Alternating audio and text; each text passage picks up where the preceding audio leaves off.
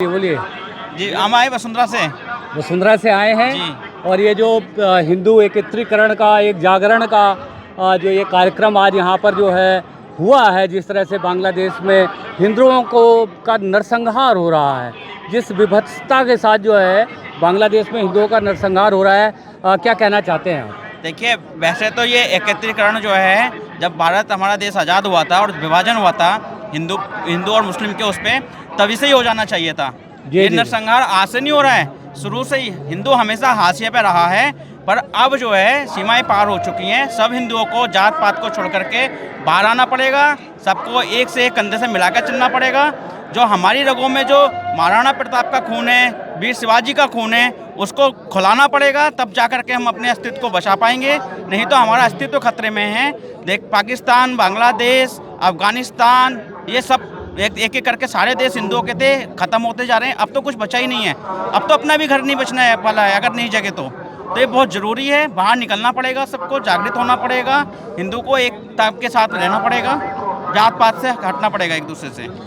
आपने कहा कि ये जाति पाति की दीवार तोड़ करके सबसे पहले सबको जो है भारतीय होना पड़ेगा, हिंदू होना पड़ेगा, और जो है तब जाकर के ही हमारे हिंदू हितों की रक्षा हो पाएगी।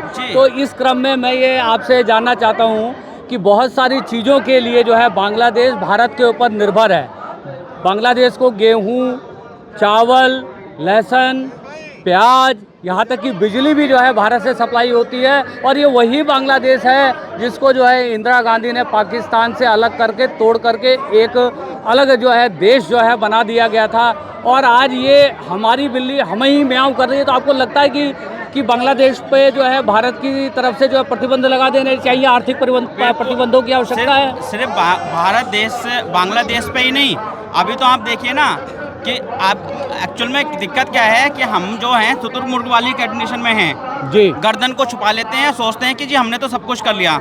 हमें जागृत होना पड़ेगा। आप देखिए, आप बांग्लादेश की बात कर रहे हैं, ये हमारे घरों में घुस गए हैं, हमारे घरों में कब्जा हो गया है। आज के डेट में हमारे घर में कोई काम करने आता है, आप उनका वेरिफिकेशन कराओ, वो 80% बांग्लादेशी काम कर रहे हैं। हमें अपने घरों से काम करना पड़ेगा। जब मगर वो मेरे भाई, मैं एक बात यहाँ पे आपको जो रोकना चाहता हूँ, हमारे घर में काम कर रहे हैं तो हम करवा रहे हैं तो कर रहे हैं ना। वही मैं बता रहा हूँ ना। तो इसमें हमें सकना होना पड़ेगा।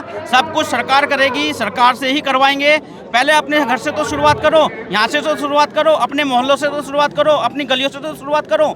जब यहाँ से शुरुआत होगी तो सरकार भी मजबूर हो जाएगी। अभी तो सरकार को भी लगता है जब हम उदासीन है तो सरकार भी उदासीन हो गई है। जी। तो हमें खुद को जागृत होना पड़ेगा, जब जाकर के सरकार भी इस कार्य को करेगी। सरकार करे, हम ना करे, ऐसा हो ही नहीं सकता। सरकार के भरोसे नहीं बैठ सकते हैं हम, बिल्कुल भी। साथ साथ चलना पड़ेगा। बिल्कुल साथ साथ चलना पड़ेगा। शुरुआत अपने से करनी पड़ेगी, पहल हमें करनी पड़ेगी। जी। तभी ये हो पाए। बना के करा देंगे नहीं, अपने घर से शुरुआत करो। पुलिस वेरिफिकेशन कराओ, आधार कार्ड वेरिफिकेशन कराओ। देखो कौन है ये, कहाँ से आए हैं, क्यों आए हैं यहाँ पे, ये क्या करने के लिए आए हैं। ये ऐसे ही घुसेंगे धीरे धीरे हमारे घरों में। हमारे घर की एक एक लोकेशन इन्हें पता है। आप देखिए, वीडियो आती है, थूक डाल करके, मूत्र डाल करके हमें भोजन खिला रहे हैं। तो हमें जब तक हम यहाँ से जागृत नहीं होंगे ना, कुछ नहीं कर पाएंगे हम फिर। जी। तो क्या शुभ नाम हुआ आपका? मेरा नाम हरवीर है। हरवीर जी। तो हरवीर जी ने जो है बहुत आक्रोशित दिखाई दे रहे हैं। और ये जो विशाल आक्रोश जन आंदोलन है, तो आक्रोशित होना जो है स्वाभाविक है। इसका नाम ही आक्रोश है, आक्रोश जन आंदोलन है ये। और ये आक्रोशन सिर्फ हमें यहीं तक ही नहीं रखना है, यहाँ से लेके जाना है और इसे जागृत रखना है। जो लोग नहीं आए उन तक ये पहुँचाना है, सबको जागृत करना है, संगठित करना है, एकत्रित करना है सबका। ये जात पात की दीवार को बिल्कुल हटा देना है अगर अपने अस्तित्व को बचाना है। नहीं तो वो आप बांग्लादेश में देखिए, किसी की जाति को पूछ करके वो मार रहे हैं कि गर्दन जो कट रही है, वहाँ पे जात पूछ के गर्दन कट रही है। सिर्फ हिंदू है इस करके गर्दन कट रही है, कुछ जात पात कुछ नहीं देखे जा रही वहाँ पे अभी। जी।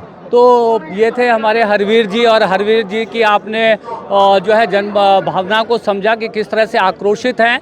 तो हमारा जो काम है जो जनमानस की जो जन भावनाओं को लोगों तक जो है लेकर के जाना। और ये जो मुद्दा है, और जिस तरह से मतलब मैं ख़ास तौर पे ये कहना चाहता हूँ कि जब हमारे देश में किसी अल्पसंख्यक समुदाय के प्रति जो है किसी तरह का अन्याय या अत्याचार होता है, तो मानवाधिकार के लोग जो है सामने आ जाते हैं। और आज जो है चाहे भारत का मानवाधिकार आयोग हो, चाहे जो है दुनिया का जो है मानवाधिकार आयोग हो, सबके मुंह पर जो है ताले जो है जड़े हुए हैं। कोई आधिकारिक विज्ञप्ति नहीं आई है, कोई जो है इस बात को उठा नहीं रहा है। इस चीज़ को आप किस तरह से देखते हैं? देखिए, जब से हमारा देश आज़ाद हुआ है, हम लोगों को बस एक ही पाठ पढ़ाया गया है, असहिष्णुता, असहिष्णुता। हमें इससे बाहर निकलना पड़ेगा, हम लोगों को इस सोच को बदलना पड़ेगा। आप देखिए, हमको बताया जाता है जी आप बहुसंख्यक हैं, वो अल्पसंख्यक हैं, अल्पसंख्यक माने कमज़ोर। आप देखिए, सारे अधिकार उनके पास में हैं, वो कुछ भी कर सकते हैं। आप देखिए, बर्फ एक्ट को पढ़िए जा करके, वो कुछ भी कर सकते हैं, आपके घर को अपना बना सकते हैं। वैसे वो कहेंगे कि जी अल्पसंख्यक हैं, पर उनके लिए कोई कानून नहीं है, कुछ भी कर सकते हैं। वो कहीं भी मंदिर, वो अपनी मस्जिद बना सकते हैं, कहीं भी दरगाह बना सकते हैं, किसी के भी घर को अपना घर बना सकते हैं, किसी के भी मंदिर को अपना मस्जिद बना सकते हैं। और हम जो एक तरह से ना कि असहिष्णुता वाला हमने जो चोला ओढ़ा है, उसे उतारना पड़ेगा। जब हम ही सुरक्षित नहीं होंगे तो हम विश्व से भी अपेक्षा नहीं रख सकते। पर हरवीर जी, अभी हम जो है यहाँ पर जो बांग्लादेश में जो हिंदुओं का नरसंहार हो रहा है, उसके ऊपर हम यहाँ पर एकत्रित हुए हैं। तो आप मुझे बताइए, समस्या तो हमें पता है कि बांग्लादेश में जो है हिंदुओं के साथ इतने बड़े पैमाने पर हिंसा हो रही है। आप जो है अपनी समझ से इसका क्या समाधान देखते हैं? हमें इस विषय को गंभीरता से समझते हुए, अपनी जिम्मेदारियों को समझते हुए कि हमारी क्या जिम्मेदारी हैं अपने धर्म के प्रति, अपने नागरिकता होने के प्रति, उसके प्रति उसको देना, अधिकता देनी चाहिए कि भाई हमारे आसपास में, हमारे क्षेत्र में, हमारे अपने समाज के लोग काम करें। इनका एक तरीके से आर्थिक बहिष्कार कर देना चाहिए, इनकी पुलिस वेरिफिकेशन कराना चाहिए, और जो हिंदुस्तान का नहीं है इनकी कंप्लेन करनी चाहिए। ये यहाँ कहाँ से हैं? आप देखिए, आस पड़ोस में झुग्गियाँ, इनकी झोपड़ियाँ बन गई हैं। और इंटरनेशनल लेवल पे हम अपने जितने भी हमारे अधिकार हैं, सोशल मीडिया के माध्यम से या और जितने भी माध्यम से, इसका जोर विरोध करना चाहिए, ताकि ये ज़्यादा से ज़्यादा पूरे विश्व लेवल पे ये पहुँचे, लोगों के कानों तक ये पहुँचे। जब तक हम चिल्लाएंगे नहीं, जब तक हम आक्रोशित नहीं होंगे, ये लोग नहीं जागने वाले हैं। इनको कोई फर्क नहीं पड़ने वाला, हिंदुओं से इनको कोई मतलब नहीं है। सब अपनी राजनीति करने में लगे हुए हैं, चाहे वो विश्व लेवल की सरकारें क्यों ना हो। तो हमें आक्रोशित होना पड़ेगा, हमें जागृत होना पड़ेगा, आसपास में संगठित होना पड़ेगा। एकमात्र यही समाधान है, फिलहाल और कोई समाधान नहीं दिख रहा है हमें। मैं हरवीर जी, मैं फिर दोबारा अपनी बात को दोहरा रहा हूँ कि ये सारी बातें जो आप कह रहे हैं ये आंतरिक है, और जो है मतलब संपूर्ण जो है मतलब हिंदू लोगों की बात है। मैं कह रहा हूँ कि जो हमारे भाई बहन अभी बांग्लादेश में कट रहे हैं, उसको किस तरह से रोका जाएगा, इसके बारे में बताइए हमें। देखिए, उसके लिए तो एकमात्र समाधान जो भारत सरकार है, उससे आगे आकर के कुछ डिसीजन लेने पड़ेंगे। या तो उनको, जैसे कि अभी पीछे आया था कानून कि उन्हें भारत देश में लाया जाए, उन्हें यहाँ पे स्थापित किया जाए, या उस बांग्लादेश के ऊपर इतना प्रेशर बना दिया जाए कि वो मजबूर हो जाए। आप समझिए, जैसे अभी आपने कहा कि बांग्लादेश बिजली पे, पानी पे, अन्न पे हम पे डिपेंड हैं, बंद कर दो उनका। हमारे प्रतिबंध लगा देना चाहिए, बिल्कुल उनको घुटनों पे लेके आइए, हर तरीके से प्रेशर बनाइए, ग्लोबल लेवल पे इतना प्रेशर बनाया जाए कि वो घुटनों पे आ जाए। या तो वहाँ पे उनको इतना संरक्षण मिले कि उनके साथ पैरामिलिट्री फोर्स वहाँ पे जाके खड़ी हो जाए। एकमात्र ये समाधान है। भारत जब तक प्रेशर नहीं बनाएगा, जब तक ये समाधान नहीं होगा, वो मारते रहेंगे, उन्हें कोई फर्क नहीं पड़ने वाला। वहाँ के जो कार्यवाहक गवर्नमेंट है मोहम्मद यूनुस का जो है यूनुस सोशल बिजनेस के नाम से कारोबार है, और वो कारोबार भारत में भी चलता है। आपको नहीं लगता कि उनके जो है कारोबार पे प्रतिबंध लगाना चाहिए? क्योंकि मोहम्मद यूनुस ही वहाँ पर अभी निर्णायक रोल में है, एक तरह से समझिए प्रधानमंत्री हैं, राष्ट्रपति हैं, और हाँ, और ये जो है नोबेल जो है पुरस्कार विजेता हैं, और ये कहा जाता है कि अमेरिका के पिट्ठू हैं। मैं आपसे जैसा भी कहा ना कि इनका आर्थिक बहिष्कार बहुत ज़रूरी है, इनकी कमर तोड़नी पड़ेगी। बिना आर्थिक बहिष्कार करे इनको घुटने पे आप नहीं ला सकते, बिना प्रतिबंध लगाए इनका नहीं ला सकते। बिल्कुल इनके साथ में संबंध खत्म कर देने चाहिए, जब तक कि ये सुनिश्चित ना हो जाए कि हिंदू वहाँ पे पूरे सुरक्षित हैं हर तरीके से, तब तक इनका पूर्ण रूप से बहिष्कार, और सरकार को भी इन पर बहिष्कार लगाना बहुत ज़रूरी है। तभी जा करके ये आएंगे घुटनों पर, अदरवाइज नहीं आएंगे। ये अपना काम करते जा रहे हैं। शेख हसीना भारत में है जी, और शेख हसीना को वापस वहाँ बांग्लादेश में भेजने की मांग कर रहे हैं। आपको क्या लगता है कि भारत को शेख हसीना को सौंप देना चाहिए? देखिए, ये तो एक ग्लोबल लेवल का डिसीजन है।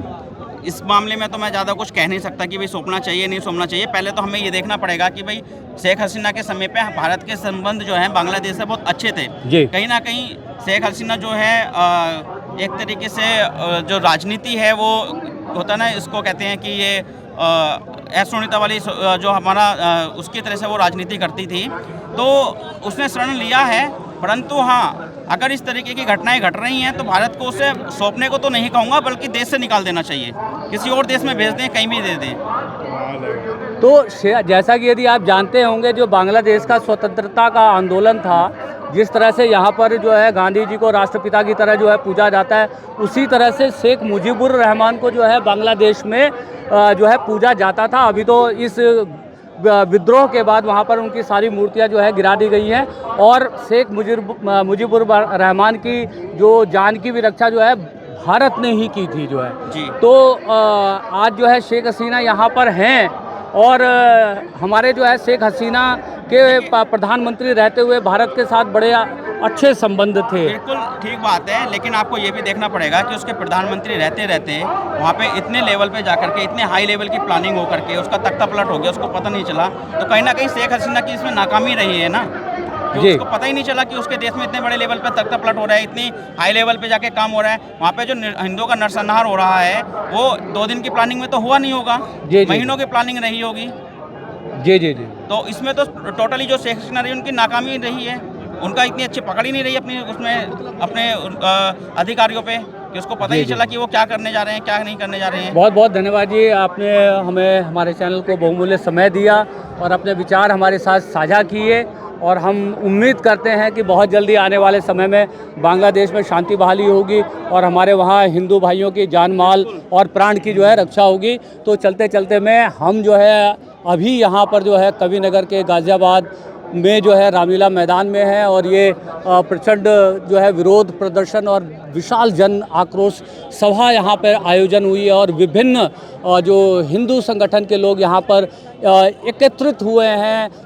ये भारत सरकार पे और साथ में जो है अंतर्राष्ट्रीय जो समुदाय का जो है ध्यान खींचने के लिए ये दबाव बनाने का प्रयास हो रहा है कि अंतर्राष्ट्रीय स्तर पे, क्योंकि ये जो राजनयिक मसला है, क्योंकि दूसरे देश में ये हो रहा है, तो इसमें हमारा जो है बहुत ज़्यादा बस नहीं है। इसमें इंटरवीन करेगा तो कुछ ना कुछ जो है गंभीर जो है मतलब क्या कहते हैं प्रयास किए जाएंगे, तो कुछ ना कुछ नतीजा निकल के आएगा, और तत्काल जो है कुछ बांग्लादेश से हमारे हिंदू भाइयों के लिए राहत की खबर आ सकती है।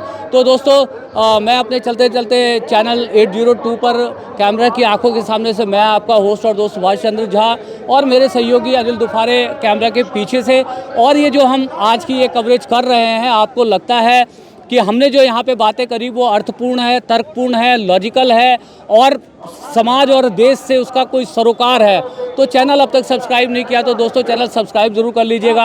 आपको लगता है कि हमने जो बातें करी उसके ऊपर आपको भी कुछ लिख देना चाहिए तो दोस्तों कमेंट बॉक्स में लिख भी दीजिएगा।